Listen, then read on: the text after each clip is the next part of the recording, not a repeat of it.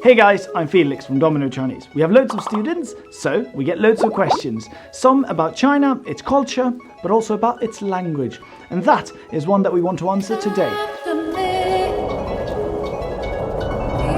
So, Michael here posted a question. He asked, what are some Chinese characters that Westerners might find funny or funny looking? This video now could become very long, but let's go for just the top 3 ones, my favorite ones. Now, first we have Jiang, this one here.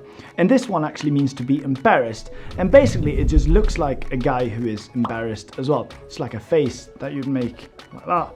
It's pronounced Jiang, but that's not important. What's important is Jiang, that it looks like this. That's a funny looking character, isn't it?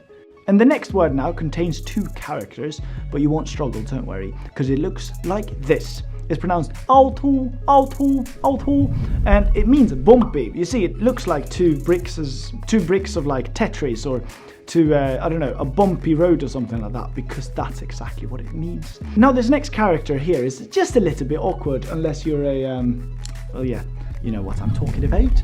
The Germans here actually took this word from Hinduism, which had been using it for thousands of years.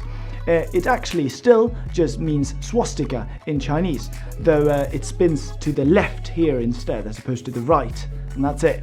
But it's a character nevertheless. And that's it. We've had 1 question from Michael, thank you very much for that, and we gave you 3 answers. Hopefully you enjoyed that and found it satisfactory.